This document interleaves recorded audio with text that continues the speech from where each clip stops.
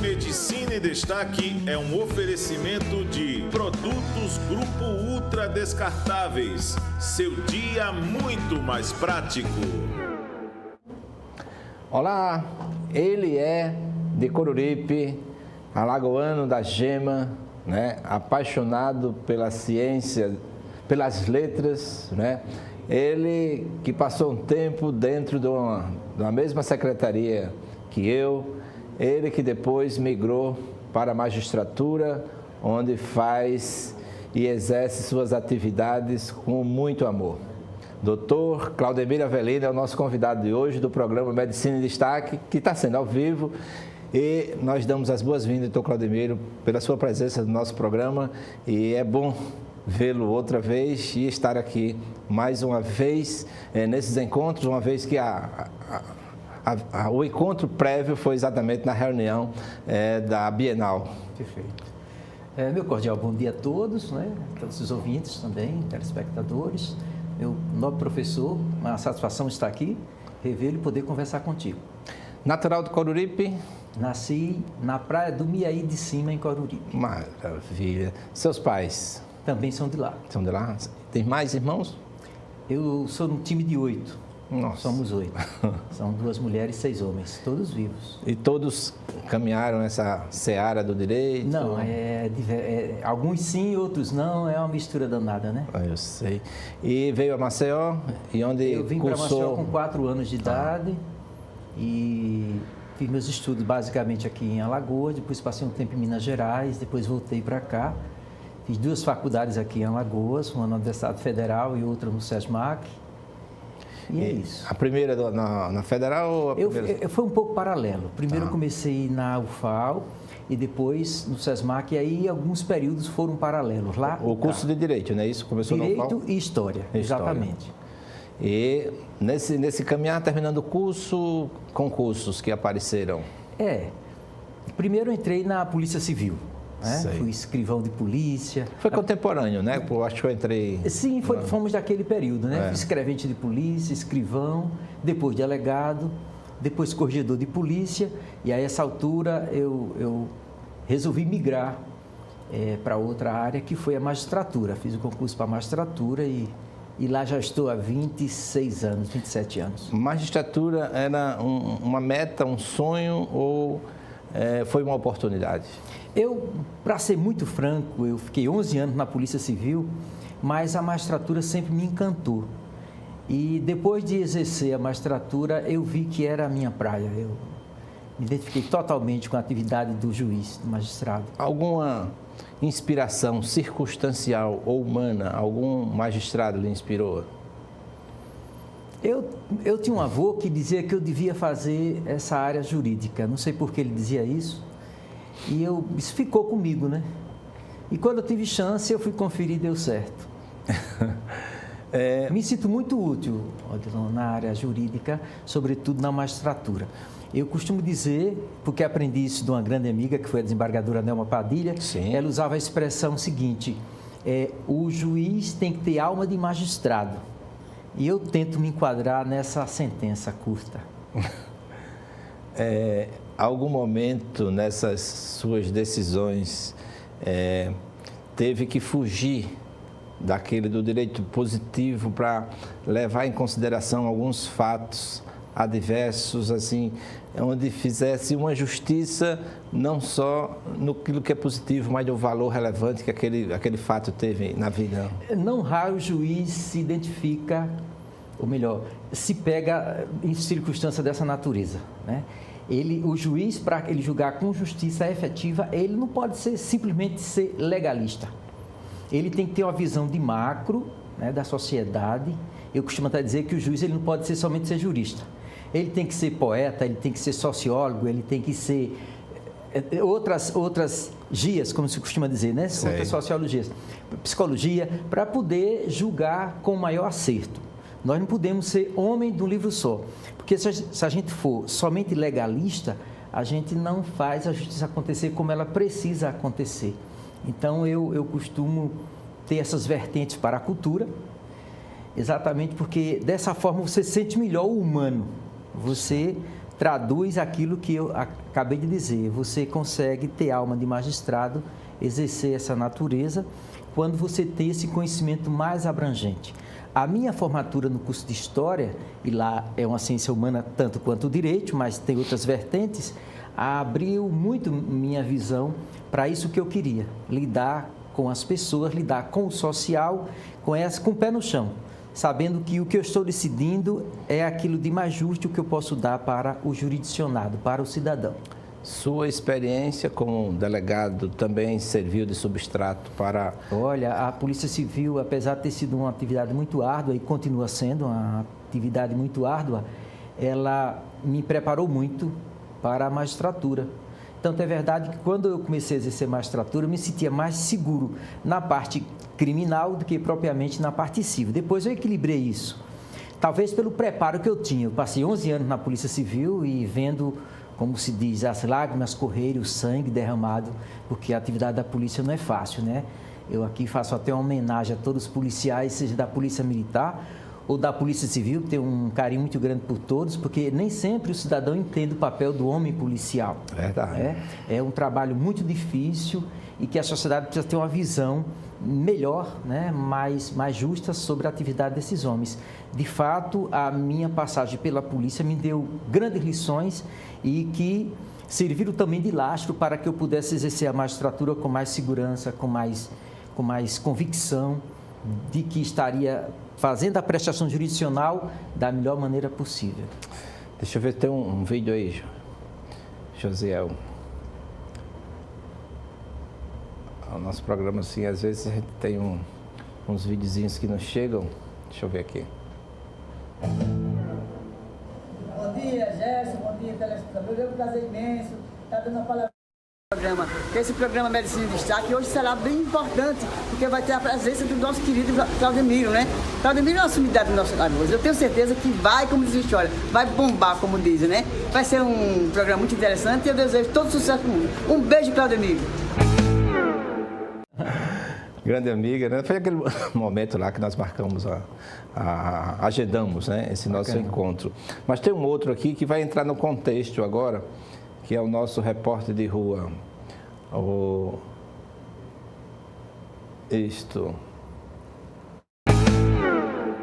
Bom dia, Gerson Caba Bom da Viçosa. Hoje você está entrevistando o doutor Claudino Avelino. E eu gostaria de saber do doutor, hoje como repórter de rua, data vênia, qual a importância da medicina legal nas elucidações dos crimes de homicídio, lesão corporal, estupro e outros tipos penais. Muito obrigado, doutor, e um abraço para todos. Antônio de Pádua. A medicina legal cai naquela questão que eu falei. Do juiz, ele também precisa, ele necessita, né, sobretudo na atuação criminal, conhecer pormenores da medicina legal, né? Exato. Eu lembro daquele grande jurista paraibano que... Professor Genival Veloso. Genival Veloso. Teve agora a festa de 90 anos. Pois é, né? as obras dele que sua pessoa recomendou, nós compramos, eu ainda as tenho, né? E é uma obra muito ilustrada que ajuda muito a atividade do magistrado, né? Porque o juiz, ele reúne as provas, mas o parecer técnico, a perícia em si, que é o resultado do trabalho do médico legista, nossa, é essencial para que o juiz fundamente a sua decisão e possa definir com acerto, né? A gente sempre chama a atenção, 30 anos que leciono medicina legal, e a gente insere dentro de um contexto, numa fórmula pontiana, de Pontes Miranda, sou Marcos Melo, foi professor de teoria do fato jurídico. Sim. E ele me deu essa fórmula, eu vou inserir medicina legal, de que o fato jurídico nada mais é do que a incidência da norma sobre o suporte fático. Perfeito. E a medicina legal, ela entra tanto na elaboração da norma, no direito constituendo, quando contribui para interpretar um conceito de morte, Perfeito. não é? Células-tronco, pesquisa em células-troncos. Entra também na interpretação da quantificação de uma lesão, né? Se é leve, grave ou gravíssima, ou se o disparo foi feito e ele já estava morto, que é um crime. Eu me recordo muito, inclusive, de suas aulas, quando os tipos de lesões, né, que a gente precisa necessariamente entender, distinguir o que é uma lesão só em olhar, depois de, evidentemente, estudar a medicina legal, o quadro que ela apresenta, se foi uma punhalada, se foi um tiro, se foi uma facada, se foi uma contusão. Então, os instrumentos pérfuro-cortante, pérfuro-contundente, pérfuro-contuso, que a gente aprendeu em suas aulas de medicina legal, continua conosco e a gente utiliza para identificar, ou melhor, compreender os laudos que recebemos dos médicos legistas. Né? Então, uma recomendação para os estudantes de Direito que conhecer medicina legal está entre as necessidades para a formação plena de um bom operador de direito. Né? Extremamente básico, essencial, importante e constante. Nós não podemos deixar de lado os conhecimentos da medicina legal, porque eles subsidiam muito a atividade do magistrado, do promotor, do advogado, do defensor, do procurador, enfim, todos da área jurídica precisam da medicina legal. Imagine aquela máxima, não é máxima, é o artigo 157, se não me engano, que todo crime que deixa vestígio é imprescindível o exame do corpo de delito. Né? Perfeitamente. E aí, se você não consegue interpretar esse relatório... É a fotografia do fato, do né? fato. Com os elementos que são examinados para comprovarem e mostrarem a dinâmica do fato, né? Como ele ocorreu e quem se envolveu nele, os instrumentos que foram utilizados, o ambiente onde ele aconteceu. Tudo isso é legal, mostra, né? É uma beleza. A gente diz... assim, em violência contra a criança e contra a mulher, o quanto do tempo, né? A cronologia da lesão. Porque, às vezes, Sim. a criança chega com a equimose e coloração amarela e a mulher, né, os pais ou alguém, o que agrediu, né, vai dizer que foi ontem e já deve estar com 8 a 10 dias. Isso é imprescindível. Esses detalhes são muito importantes para a gente ir na certeza de que o fato aconteceu e qual a temporalidade dele, né? Verdade. Está vendo aí? É imprescindível ver o magistrado aqui para Medicina em Destaque. Mas nós temos mais vídeos aí, por favor.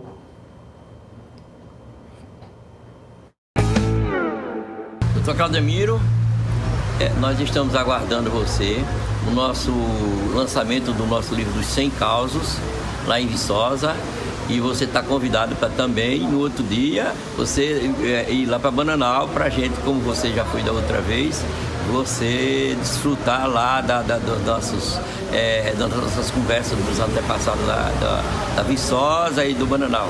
Aguardamos você no dia 1º em Viçosa.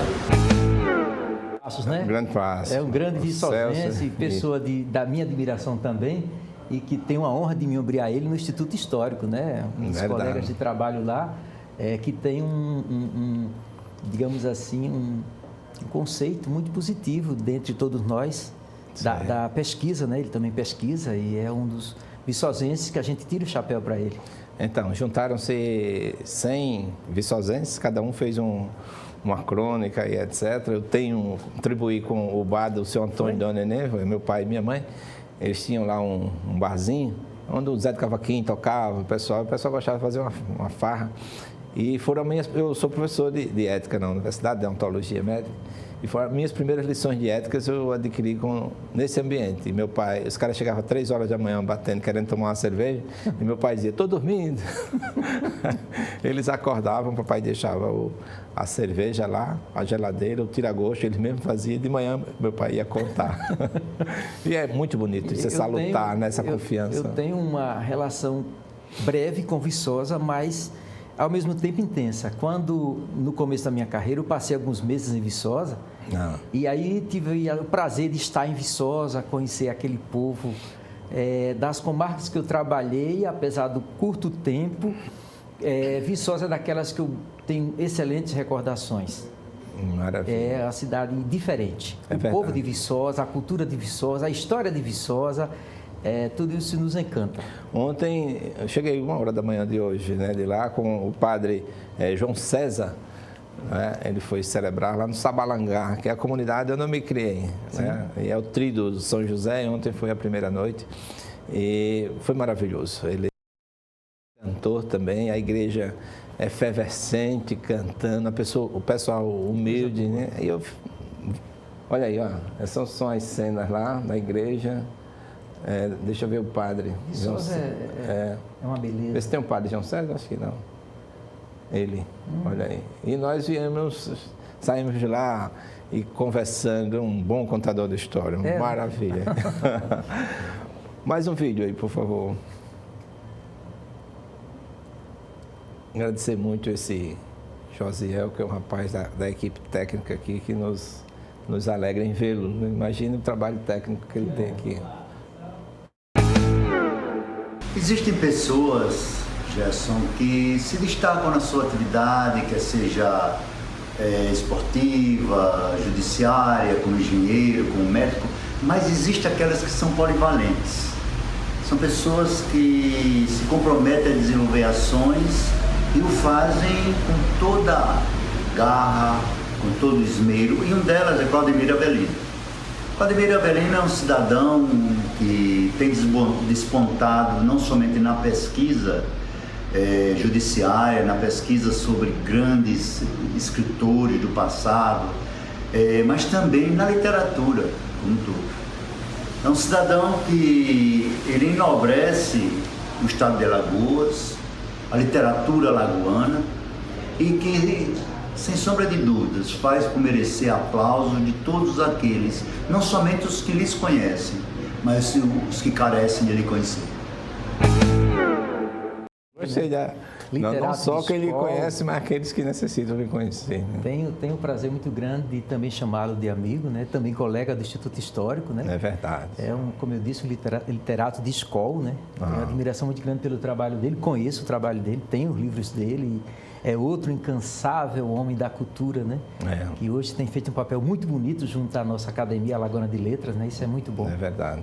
Ele esteve aqui já também como nosso convidado, a gente quebra os paradigmas, a gente entrevista médico, mas existem aquelas pessoas que são ecléticas, né? O exemplo dele, de sua pessoa, aqui a gente tem a honra de mostrar, porque na verdade eles ficam registrados, né? Obrigado. E essas referências fazem com que aprendamos mais, né? A sociedade está carente de referências em pessoas que fazem da sua vida o hino sagrado. E é bom dar boas notícias. Não é bom dar boas notícias. Falar de coisas boas. É verdade.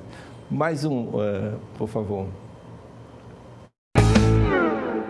Gerson Odilon, nesse programa de grande audiência no Estado, você hoje está recebendo uma das figuras mais importantes da área jurídica de Alagoas, que é o doutor Claudemiro Avelino. Um homem de um saber extraordinário, um homem que empolga quando, no seu tom de oratória, ele fala para o público. É um homem de caráter ilibado, de uma personalidade impregnada pelas letras e pelas ciências jurídicas do meu estado. Acima de tudo, é um homem de bem, meu amigo e amigo de todos os penedenses e alagoanos. Jorge Luiz é outra figura também que a gente tem muita admiração pelo trabalho dele, pelo carinho com que ele trata a cultura, né? Atualmente é o presidente da Academia Maceiense de Letras, né? E tem proporcionado excelentes momentos para Alagoas de modo geral, através da Academia Maceiense de Letras, além de outros eventos que ele gosta de participar, né? Da carreira, como na área médico, da medicina, né? exatamente. Medicina. Maravilha. Essas emoções, assim, lhe dão, por exemplo, uma sensação de dever cumprido, né? Construir amigos, acho que a palavra que está assim sempre presente é essa palavra amigo, né? Meu caro Gerson Odilon, eu depois de tanto pelejar na vida, né? Já tem muita estrada, eu cheguei à seguinte conclusão: talvez a sentença não seja minha, mas eu absolvi. E eu acho que o grande sentido da vida, talvez o maior sentido da vida, é ser útil. Então, quando qualquer cidadão, qualquer homem, qualquer mulher entende que está sendo útil dentro do que resolveu fazer, servir a comunidade onde ela vive, onde ela está inserida, então essa é a grande realização do ser humano, ser útil. Se o indivíduo consegue ser útil, ele pode se dizer realizado. É verdade. Existe uma tríade, um tripé que eu sempre utilizo em minha vida, né? É o segredo da felicidade. É fazer o que gosta ao lado de quem ama e em sintonia com Deus. Perfeito. Né? Se você tira um desses... É uma trilogia fantástica. Uma trilogia fantástica. Né? Sintonia com Deus. Perfeito. Criador sempre. Sempre, na sua vida. Eu todos os dias, todo que eu saio de casa para o trabalho, até porque a gente encontra... Os dias são diferentes. As causas se parecem, mas não são iguais. E sempre que eu pego no volante com destino à minha comarca, eu elevo sempre o pensamento ao Criador, pedindo que Ele me mostre o melhor caminho, que Ele me dê a melhor palavra, para que eu consiga efetivamente que eu consiga ser útil dentro daquilo que me espera lá no trabalho. Então, eu sempre tenho um pensamento no Criador, no Altíssimo. Quando estou na estrada, dirigindo, eu vejo Deus na paisagem, eu vejo Deus no sossego, na paz, no azul, no caminho. Está sempre do meu lado. Já sentiu Ele algumas vezes pegar na sua mão na hora de uma sentença? A gente, quando crê, né, a gente arrepia, né? Arrepia. Então, não iria contar aqui os momentos para não cansá-los, mas a gente que tem esse pensamento voltado para o alto, tem momentos que a gente não consegue explicar, né? São situações que a gente diz inefáveis. Se eu tentasse dizer, talvez não conseguisse dizer com a intensidade que eu senti em alguns momentos, seja trabalhando, seja com a família, seja interagindo com as pessoas, há momentos assim. E a gente só atribui isso ao grande Criador, né? E a quem tem essa fé, né? Que tem essa sensibilidade. Sim, né? Exatamente, é necessário isso, né? Porque em alguns atos em medicina, a gente percebe, eu fiz 17 anos de urgência e emergência, a gente tem coisa sabe que a gente não consegue explicar. Isso aqui não é meu. Eu tenho alguns colegas, um colega que o pessoal disse que ele era ateu, e ele disse: Gerson, algumas vezes eu sinto Deus tomar das minhas mãos o bisturi e operar o paciente. Mas dizem que não raro os ateus dizem assim: eu não acredito em Deus, graças a Deus. Maravilha. Nesse momento é assim, eu acho que cabe bem esse próximo vídeo aí que você vai colocar. Resolveram ir para a beira do rio, onde tinha uma senhora, uma preta velha, que fazia verso, ninguém sabia. Mas ela tinha um boteco que pescava piaba, ela assava as piabas, e era o tira-gosto, e eles iam para lá tomar Cuba Livre. O Romontino da época, no ano de 63, Cuba Livre com Coca-Cola. E sem gelo mesmo, nem gelo tinha. E um pedaço de limão. E aí eles iam para ali, quando eles gastaram o dinheiro na primeira noite, na segunda, na terceira, esperando para ver quem ia ser o campeão do torneio, que era uns 4 dias aproximadamente. Aí acabou o dinheiro dele acabou. Aí eles voltaram a beber, já estava pendurado no prego lá, chamava-se prego. Bota aí no prego que amanhã tem a certa preta. Aí está certo. Aí ficou. Eles voltaram lá, aí quando chegaram, aí um deles teve uma ideia. Sou preta, a gente tem um balanço e nós não temos dinheiro para pagar o que a gente está devendo aí. As doses de Romontila com Coca-Cola, aí não temos. E os tira-gosto de piaba. Agora, a gente soube que essa agora quer fazer verso. Se a gente lhe der um mote, tinha um deles que era poeta, lhe der um mote, a senhora faz o verso com o mote que a gente vai lhe dar, se a senhora não fizer, a gente não paga a conta, tá certo assim? Ela disse: manda lá o mote, meu filho. Aí o caboclo mandou o mote, ela imediatamente fez de improviso o mote. Respondeu para ele, eles ficaram. Aí disse: vamos lhe dar outro. Aí deu um outro mote. Aí ela fez de novo. Aí disse: tem mais uma chance, a gente vai dar um terceiro mote. Esse eu quero ver a senhora resolver. Ô menino, vem cá. Aí chamou um. Aí o que veio era um poeta desses, faz-me repente, meu bicho, que nem jogador de voleibol era, estava só acompanhando o time.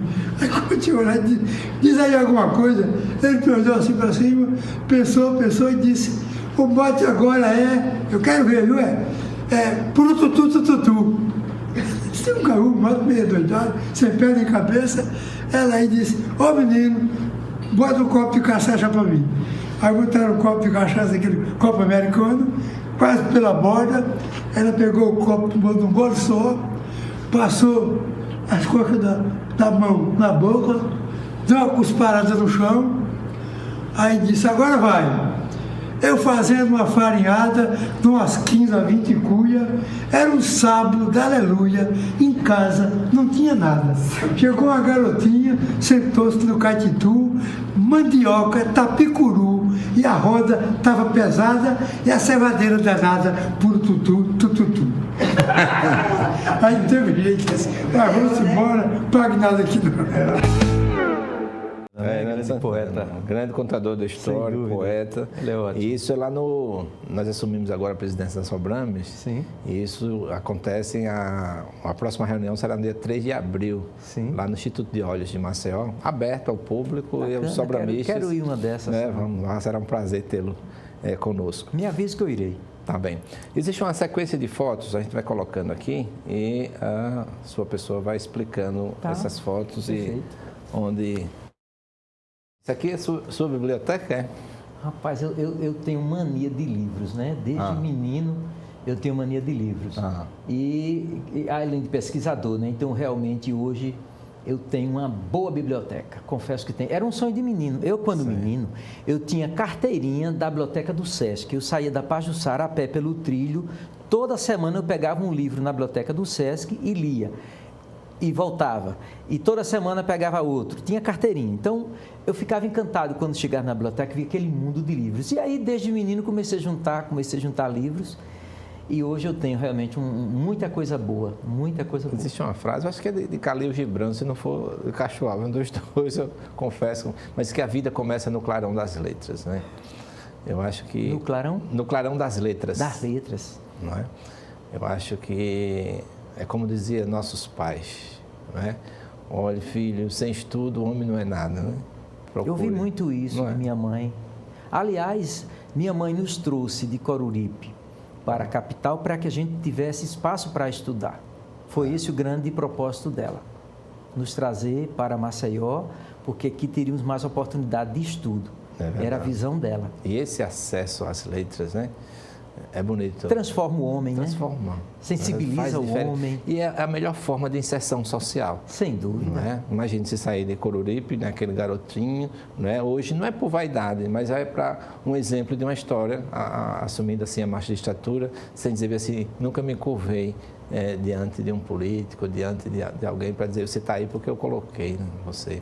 Isso que é bonito, isso que é lindo. É muito bom, né? Você ter uma história onde você tem consciência e as pessoas que te conhecem também, de que você seguiu os trilhos sozinho. É verdade. Ninguém é feliz sozinho, nem consegue nada sozinho. Agora, o conhecimento é só seu. É só seu. É só seu. A gente morre e leva o conhecimento. Adquiri-lo ou não é opção sua, né? Exatamente. Como diz Charles Chaplin, você acorda de manhã, você tem a opção de levantar ou ficar deitado, de ir trabalhar ou não fazer nada. O conhecimento é isso mesmo, ele vai chegando na medida que você tem interesse nele, né? É verdade. Quem tem muito conhecimento buscou de alguma forma, né? Isso é verdade. Próximo, professor. Sua biblioteca, ainda está faltando uns livros aí. Nós produzimos durante essa pandemia. Esse trabalho aí, Jess, foi nós lançamos para inaugurar o Museu da Justiça. É verdade. É um livro que nós chamamos de Galeria dos Desembargadores de Alagoas. Não existia em Alagoas nenhum trabalho onde os parentes e a sociedade, os pesquisadores, historiadores tivessem acesso à biografia dos desembargadores de Alagoas desde o século XIX. E esse trabalho nosso resgata, ainda que de forma breve, a biografia ou bibliografia de todos os magistrados que passaram, que tiveram assento no Tribunal de Justiça de Alagoas desde o século XIX, quando chamavam Tribunal Superior, lá em 1892. E esse livro fez a diferença, né? Antes dele e depois, né? Sem dúvida, sem dúvida. Ele realmente é um marco, é um livro instrumento de pesquisa. Já serve para mim mesmo já serviu. Porque são muitos dados, você não consegue decorar todos e às vezes eu tiro dúvida nele, no meu próprio livro. Então, uma memória acessória aí vai... Está lá, guardada para a gente manusear quando precisar. Ele teve no lançamento, assim, um encontro, assim, eu não pude... Esse livro foi lançado durante a pandemia, então... nós inauguramos o Museu da Justiça, que fica ali na Praça Deodoro, no antigo prédio do Tribunal de Justiça, que nós chamamos sempre de Cultura e Memória do Poder Judiciário de Alagoas. Foi lançado no dia da inauguração, mas assim com um público reduzido por conta da pandemia, que isso foi em 2021. Eu acho que tem uma colega da minha turma, Irina Vanessa, que canta uns fados. A Irina Costa? Irina é Costa. A diretora do museu. Eu sou o curador do museu e ela é diretora. Eu fiquei muito feliz. Ela gosta de cantar também aqueles fados portugueses. A Irina é muito empolgada, muito dinâmica e tem sido, assim, uma mão muito, muito positiva no trabalho que o museu desenvolve. Muito bom o trabalho dela. Estou feliz de estar trabalhando com ela lá no Museu da Justiça. É verdade. Próxima aí, pessoal. Isso aí, rapaz, é um outro lado que liga à medicina, né, também. Exatamente. Né? A gente leva uma vida muito difícil, né, estressante. Né? O magistrado, as pessoas que não conhecem de perto, não sabem o quanto é estressante a vida de um magistrado. Mas é muito estressante. Então, no meu caso, a corrida ajuda a desestressar. Ajuda você a esquecer um pouco aquela pressão dos processos, né, das questões que, apesar do magistrado ter muitos anos de atividade, ainda se abala com alguma coisa, né? Verdade. Porque os fatos sociais, sobretudo os criminais, eles mexem com a alma da gente. É verdade. Eu conversava muito com um colega que nós perdemos agora durante a pandemia, o Dr. Jerônimo Roberto, que tinha um programa aqui também. E nós fizemos essa parceria em 2 TVs. Uma e depois nós viemos aqui onde nós consolidamos nosso trabalho, né? Então, essa homenagem a ele, essa lembrança muito grande figura da magistratura. Verdade. Mais um? Medalhas. Algumas das medalhas, né, que comprova que eu fiz as corridas, né? Inclusive, hoje eu já corri 30 quilômetros. Hoje? Hoje. Estou me preparando para fazer a Maratona de Londres. Viajo exatamente daqui a um mês. E viajo 18, dia 23 estarei participando da Maratona de Londres. Olha aí. 42 quilômetros, né? Portanto, tem que treinar, né? Essa maratona tem uma história há quanto tempo? No meu caso? Não, essa maratona. A de Londres, ela está entre as 6 maiores do mundo. Sei. Então, é uma das mais tradicionais do mundo. Alguém mais de Alagoas vai? Eu vou com o Djalma Mello fazer essa corrida lá em Londres. O Geraldo Amorim também vai. Geraldo Amorim. Aliás, Geraldo Amorim, ele está na frente, porque existe uma premiação a ser dada para os brasileiros, qualquer pessoa do mundo, que participe das 6 maiores maratonas do mundo. E as 6 maiores atualmente são a de Londres, a de Tóquio, a de Berlim e 3 nos Estados Unidos. Boston, Nova York e Chicago. Então, se qualquer atleta do mundo participar dessas 6 maratonas, consideradas as 6 maiores do mundo, ele recebe todo um diploma especial. E isso é proeza para poucos homens. Geraldo Amorim vai conseguir agora, dessa vez, fechar a 6ª.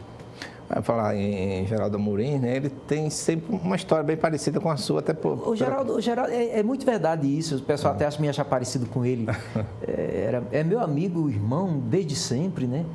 E tem uma vida parecida com a minha. Nós fomos da Polícia Civil, ele foi delegado também, depois nós passamos para a magistratura, ele gosta de correr também. Os nossos filhos se criaram juntos, né? Minhas filhas são amigas dos filhos dele, enfim... Geraldo é uma figura, um alagoano que a gente tem o maior do respeito. É verdade. Na minha opinião, um dos melhores magistrados de Alagoas. Dentre outros, ele também recebe esse título da minha parte. Tem uma linha, assim, pela sua história, talvez, assim, tem na magistratura algo mais soft, né? Ou seja, mas ele é mais contundente. O detalhe é exatamente esse. Eu em dado momento, eu segui para a área civil. Certo. E ele permaneceu na área criminal e faz questão de permanecer na área criminal. Eu não. A minha alma se identifica mais com a área civil. Já o Geraldo, a praia dele é a criminal e não adianta tentar convencê-lo do contrário. Aliás, ele faz um trabalho muito bonito nessa área. Eu acho que ele respira isso.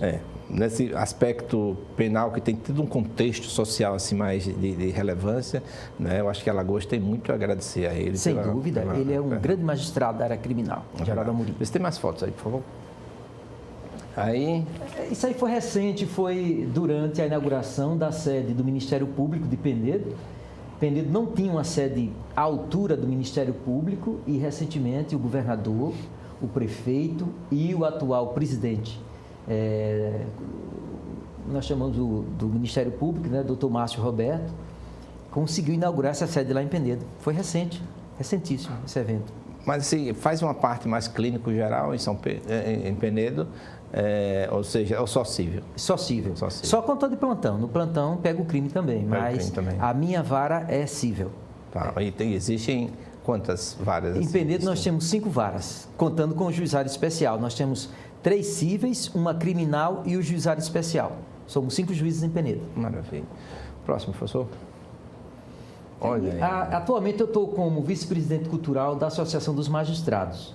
E o nosso presidente, Hélio Pinheiro, com muita sapiência, e decidiu visitar as autoridades nós estamos começando a gestão, e ele visitou o presidente do Tribunal de Justiça, visitou o tribunal, nós todos, né? A direção toda, o Tribunal do TRE, né? O presidente do TRE, o presidente do TCE, e estamos para aí também o presidente da Assembleia e outras autoridades também. Maravilha, não para, né? Tem que ser uma constante. Exatamente para aproximar a magistratura da sociedade, desses setores da sociedade, né? O Elinho tem uma visão muito ampla sobre isso e tem feito um trabalho muito bonito. Atualmente, a diretoria da UMAS, ela tem uma composição, não é porque eu estou nela não, mas tem colegas assim... top de linha, digamos assim. Isso é muito bom. Muito bom. Olha aí. Aí foi na posse do nosso presidente, né, desembargador Fernando Torinho, recentemente também. Rapaz, essa foto eu gosto dela porque eu tinha uma paixão e tenho ainda, eu nutro uma paixão muito grande por esse grande brasileiro que foi Ariano Suassuna. Eu tinha alguns contatos com ele, tive o prazer de tomar alguns cafés com ele. Sério? E ele era super engraçado. Nesse dia exatamente, ele disse: Claudemiro, não esqueça de levar o livro. E eu, como tenho muitos livros, nesse dia eu perdi o livro dele no universo da minha biblioteca, não consegui achar Pedra do Reino, que é uma das obras dele. Eu queria levar para que ele autenticasse. A gente marcou um café em Penedo e eu fiquei de passar no sítio para levar o livro. Não achei. E não podia procurar mais porque eu tinha um horário com ele lá. Fui sem o livro. Quando cheguei no café, eu disse: mestre, eu tô triste. Por quê? Eu não achei o livro. Ele disse: se você está preocupado com o quê? Ô, garçom, vem cá, me traz uma folha em branco. Aí ele pegou a folha e dedicou, fez a dedicatória. Eu falei: agora você colhe no livro. Pronto. E hoje ainda tenho essa folha comigo. Maravilha. Ele era uma figura, né? Ariano Suassuna sempre engraçado, sempre irreverente. Nossa, era uma figura. E as histórias, as palestras dele... fantásticas, né? Não tem quem não ria com a espontaneidade dele, né? Adorava essa figura brasileira. Maravilha. Mais um, professor? Aí foi tomando posse como vice-presidente cultural da Associação dos Magistrados, também um ato recente, lá no auditório da Escola da Magistratura de Alagoas. José, tem mais fotos antes dessa, antes de um vídeo? Essa história de vida, a gente constrói exatamente, às vezes as pessoas pensam que é de graça, não é? É que, eu vou fazer um concurso e se der certo, mas assim, há um preparar todos os dias, né? Ou seja, o segredo do sucesso é estar preparado para quando surge a oportunidade. Dizem que não existe sorte. Aliás, acho que quem diz isso, acho que é Laí Ribeiro, né? Ele diz, é neurolinguista, né? Acho que é ele que diz isso. Não existe sorte, o que existe é a soma da preparação com a oportunidade. E a gente deve ter sempre isso em mente, ou seja, se preparar e esperar o momento. Isso chama-se sorte. Eu sempre respeitei essa lição que o Laí Ribeiro deu e deu certo para mim, né? É focar, ir atrás, que a gente chega.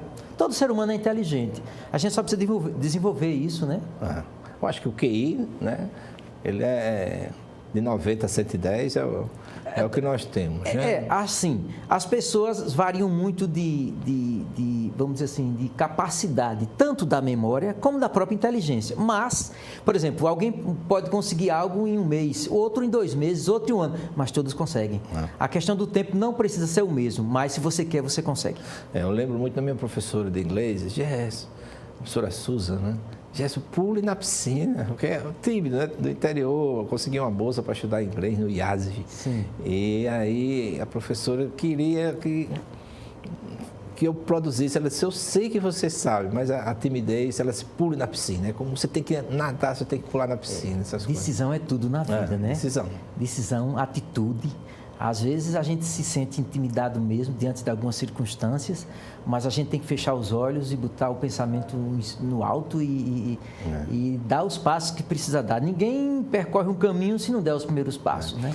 Então, eu lembro, eu fui na Índia dar uma palestra sobre indicadores biológicos de tortura, né?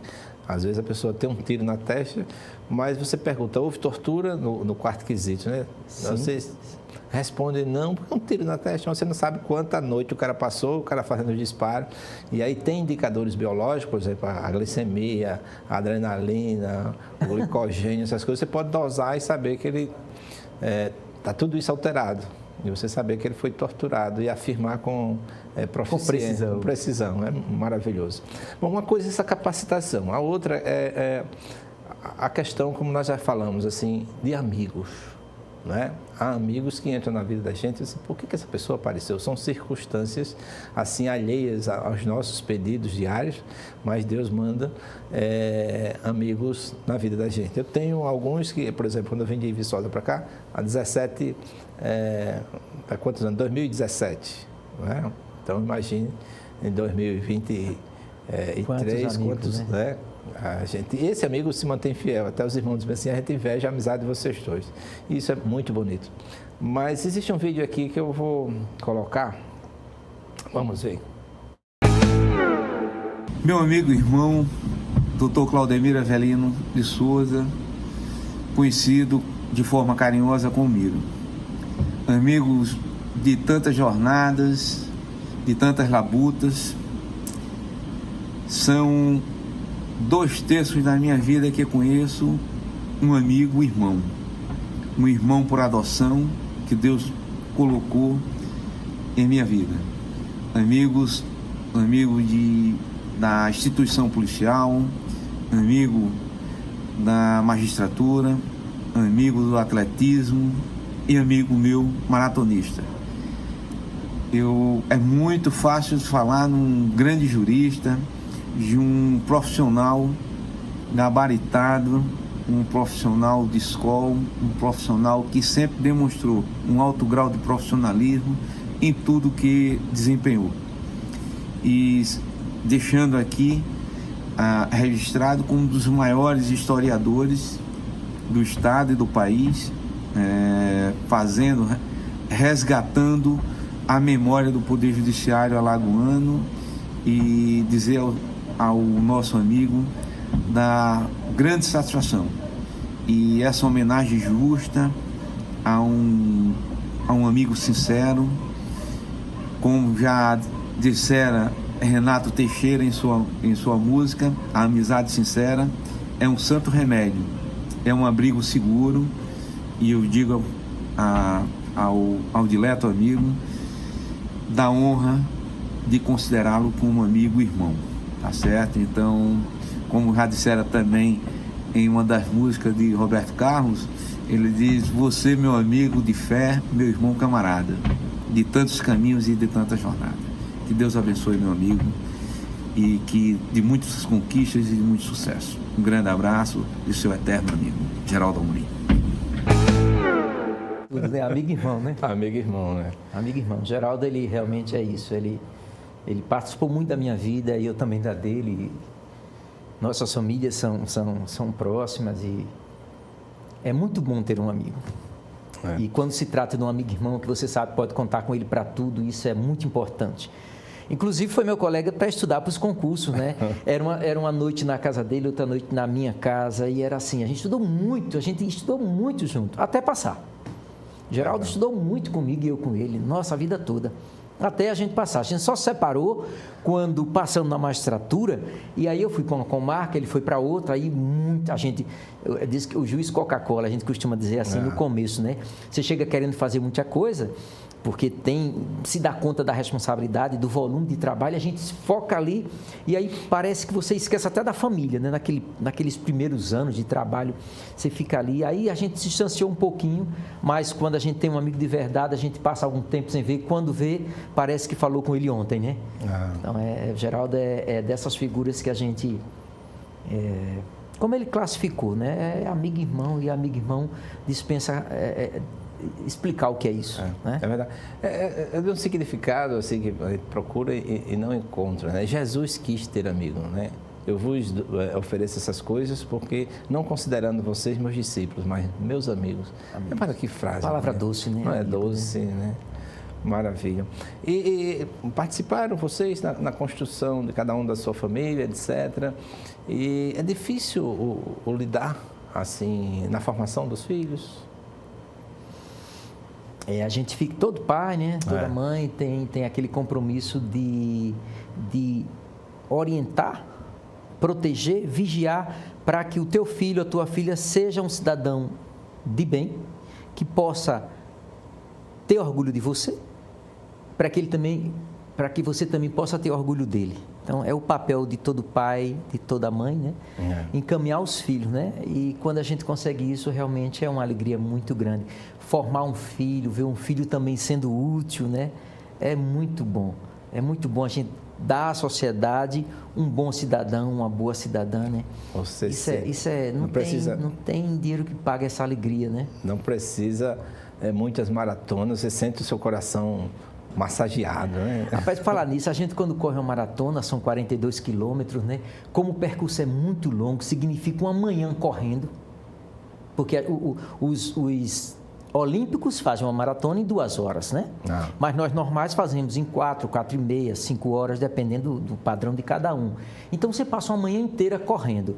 E nesse percurso, forçosamente, nós fazemos muitos pensamentos, né? Produzimos muitos pensamentos. A gente reza, a gente canta, a gente pensa, a gente reflete sobre a vida.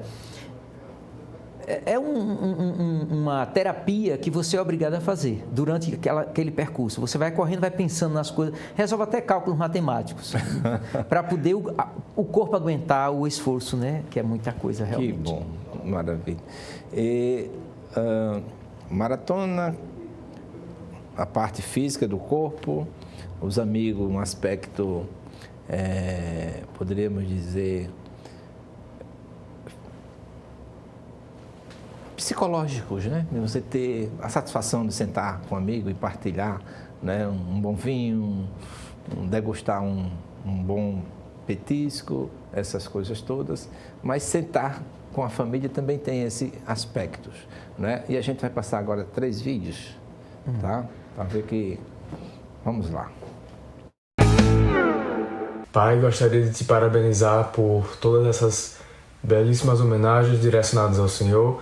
Que você saiba que todo o seu trabalho, todas as suas pesquisas, seus estudos, são frutos de muita dedicação, de muita paixão que você tem ao assunto, e que a sua contribuição à justiça lagoana, à história da justiça lagoana, seja sempre lembrada e valorizada também. Coloca o outro também, depois a gente vai... Ao meu querido e amado pai, deixo aqui minhas felicitações pelas belas homenagens do dia de hoje e desejo muita saúde para que possa continuar todas as suas pesquisas, todos os seus trabalhos e todos os seus ensinamentos. Um grande beijo. Outro. Aqui é...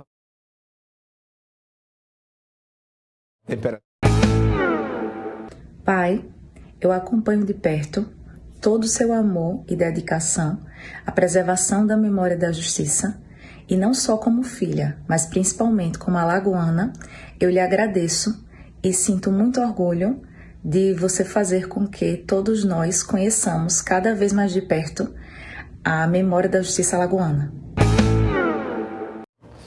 Maravilha, né? Que presentes. Quem é que, poderíamos dizer assim, que pérolas na vida, né? De um homem. E eu faço questão de trazer, porque as coisas boas, como você disse, já parafraseando você aqui, devem ser mostradas. E isso, através do nosso programa, a gente canaliza exemplos que devem ser seguidos por tantas pessoas, tantos jovens que necessitam, estão em dúvidas. Arregace as mãos, cai em campo, que o êxito não é fazer assim, foi alguém que é sorte, é isso, não. É fruto de um dia após o outro, de labuta, de construção, de objetivos, de metas para chegar... Meu prezado Gerson, tem uma coisa que gratifica muito a gente, eu digo especificamente a mim, é você, por exemplo, nós lidamos com muitos estagiários, né? Sim. A vida toda, quase 30 anos na magistratura, muitos passaram por nós. E aquele convívio diário com os estagiários chegando novos, tanto as estagiárias como os estagiários, começando, né, como é o normal em todo estagiário, e eles ficam observando a sua atuação, né, do magistrado, o ambiente forense, aquelas coisas todas, aquela sabedoria que o juiz precisa ter naqueles momentos difíceis, né, aquela decisão firme. E aí, depois você escuta comentários, olha, se eu chegar a ser juiz, eu quero ser como esse juiz. Isso é muito bom para a gente, né? Você saber que está dando exemplo, que você está estimulando outros jovens a exercer aquela função. É muito gratificante ouvir esses comentários. Olha, se eu for um magistrado, eu quero ser como o doutor Claudemiro. Não tem prêmio melhor do que esse. É verdade. Eu já ouvi várias vezes isso, graças a Deus. A gente, apesar de ser na medicina legal, onde é uma especialidade que às vezes o pessoal, eu sou legista, a pessoa já tira a mão para não pegar na mão do legista, mas acabou o tempo. Do legista ser aquele homem com vestes, com sangue ou qualquer coisa. Hoje o legista tem que ter essa importância social, né? Afinal de contas, há uma sentença. O juiz é um juiz de fato, né? Eu não sei se foi porque a minha experiência com o direito na prática foi logo no direito criminal, que eu fui escrivão de polícia, né? Eu vi preparei muitos inquéritos com os delegados e depois fui delegado também, né? Depois corregedor de polícia. Então, essa experiência só com inquéritos policiais e com investigações me aproximaram muito da medicina legal. Então, aqueles ensinamentos lá que o professor passou, ainda hoje eu tenho o seu material, né? Aquele livro verde e vermelho de medicina legal, por exemplo, é um dos que eu me lembro muito, né? O professor Veloso, o material dele, né? O professor Geraldo Alves. Isso, o professor Geraldo Alves, eu lembro muito das aulas deles. Nossa, é uma ciência que me acompanha. E olha que atualmente, já tem bastante tempo, eu não estou no criminal, estou no civil, mas trabalhei muito na área criminal e sempre busquei apoio na medicina legal. Eu diria que, ainda hoje eu tenho a coleção de medicina legal, né, de vários autores. Eu nunca abandonei esse meu interesse, não sei porquê, mas eu nunca abandonei esse meu interesse pela medicina legal, pela sua importância. Como eu disse, né, o magistrado ele necessita muito do conjunto de provas que tem fundamento científico na medicina legal, que é o fundamento científico, né? Então, isso deixa a gente a cavalheiro para decidir sem medo, com acerto, porque tem um fundamento científico que vai apoiar a sua decisão. Isso deixa a gente à vontade e consciente de que está fazendo o papel do justo. Isso é muito bom. E é confortável para o magistrado, esse apoio que a medicina legal nos dá. Você faz uma diferença, por exemplo, eu fui indicado como assistente técnico num caso, num estado aí, e o promotor, o cliente, né, eu poderia dizer, a pessoa que me convocou, era um crime contra a vida, né? Quase que impossível de acontecer, e a mídia caindo em cima dele, o Ministério Público, numa audiência de instrução, o promotor fez uma pergunta que eu disse, Excelência, nem poderíamos estar aqui mais depois dessa afirmação que Vossa Excelência fez aqui. Aí eu dei a resposta bem técnica, assim. Sim. Aí eu acabei de receber uma aula com o promotor. Eu, por certo, não teve medicina legal para propor, né? Oferecer uma denúncia ou qualquer coisa nesse sentido, sem o substrato técnico, sem o substrato científico. E, pasme, depois, no final, o magistrado perguntou se eu tinha sido professor de SESMAC. O senhor foi meu professor. Aí eu disse, se eu penso em me aposentar agora, não é? Essa sua afirmação resgata em mim mais uns 10 anos de atividade. A medicina legal, ela é dirimente em muitos pontos. Vou dizer rapidinho um caso. Sim. O indivíduo foi lesionado e, fugindo dos seus agressores, ele caiu num riacho. E foi numa noite de chuva, ele ficou coberto de areia. O corpo dele morreu. Morreu e ficou coberto de areia. Quando o corpo foi encontrado, ele tinha várias perfurações. E nós fomos ouvir as pessoas que foram as testemunhas, né? Então, havia duas versões. Que ele tinha sido só recebido punhaladas e outros disseram que também tinha tiro. Foi a medicina legal que tirou a dúvida. E por que isso era importante? Porque foram com isso a gente conseguiu provar que foi mais de um criminoso, no caso, né? Então, submetemos o corpo à medicina legal e ela disse, não, esta lesão foi de punhal, mas essa aqui foi de pérfuro contuso, né? Que é o do tiro, né? Então, resolveu a situação. E o juiz de cá não tinha condições de resolver sozinho se não fosse o laudo do médico legista, né? Então, como negar a importância da medicina legal para a aplicação do direito? Tem um caso de Penedo, onde a promotora pediu uma exumação, né? E o preso lá dizendo, doutor, não foi eu quem atirou na vítima. Mas tem um ferimento por arma branca. E aí nós fizemos a exumação e tinha um ferimento na região frontal com saída na região occipital. E quer dizer, aquela perícia mal feita e etc. E na verdade esse que estava preso, ele acompanhou o desafeto da vítima, mas quem fez foi o desafeto, ele não. Né? E aí o laudo mata toda a dúvida. Na exumação, né? Foi muito esclarecedor, bom, isso foi muito bom. De quem não se valer dos laudos, né? É verdade. Professor Claudemiro, chega um momento assim no nosso programa em que a gente tem que agradecer, né, a sua vinda aqui, momentos assim, que nos causam alegria. Se você se emocionou também, me emociono, todos nós somos passíveis dessa sensibilidade, essas coisas todas. Mas, assim, umas considerações finais fica ao seu dispor. Né? Primeiro, eu vou dizer da minha surpresa, pelo que eu vi aqui, né? Eu realmente estou surpreso. Fiquei muito feliz e quero, nesse instante, apresentar minhas felicitações, meus agradecimentos à sua pessoa e à sua equipe de haver produzido esse material que muito me emocionou e vai ser um dia que eu vou guardar para mim, para sempre. Maravilha. Então, isso basta para dizer do meu contentamento. Eu, sinceramente, não achei que iria verter lágrimas aqui e o seu programa fez isso comigo, né? Isso é muito bacana, eu estou surpreso. O meu filho em Brasília, você conseguiu buscar ele lá para gravar aqui, foi muito bom, foi maravilhoso. E todas as outras filhas também. A gente deve muito isso a amigos. Na verdade, aqueles primeiros vídeos foram feitos naquele momento lá, a gente agiu. Meu Deus, eu estou impressionado. Rápido, mas tem uma pessoa em especial que trouxe essas riquezas, né, que fizeram com que você chegasse ao seu ponto de fusão, né, que a gente começa a derreter, agora as lágrimas começam a verter. E é o doutor Geraldo Amorim, ele me conseguiu essas informações privilegiadas, a quem a gente agradece. Como ele disse, amigo e irmão. Né? Meu abraço carinhoso e respeitoso para o meu amigo, irmão Geraldo Amorim, e para a família dele, esposa, a doutora Cláudia, que por sinal é minha médica também. Maravilha. Nossa, é uma beleza poder contar com esses amigos, né? Sempre que a gente precisa. E a gente precisa sempre, ninguém é feliz sozinho. Nós somos um ser social, já dizia Aristóteles, né? Por excelência, né? E a gente, quando sabe exercer isso, a gente só ganha. Porque nessa interação, você dá e você recebe. E essa simbiose, essa troca é que faz a nossa alma ficar cada vez mais brilhante, né?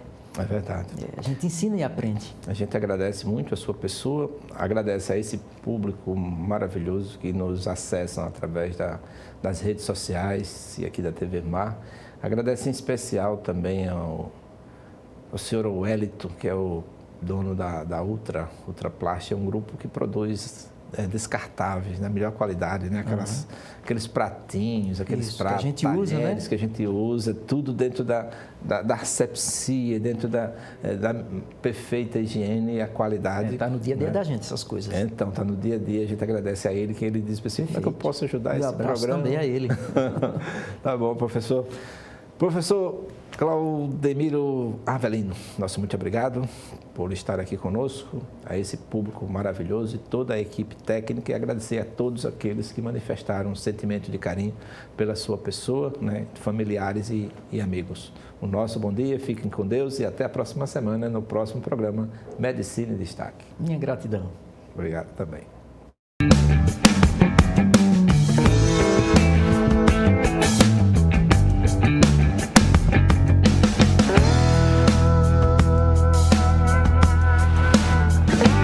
O programa Medicina em Destaque é um oferecimento de Produtos Grupo Ultra Descartáveis. Seu dia muito mais prático.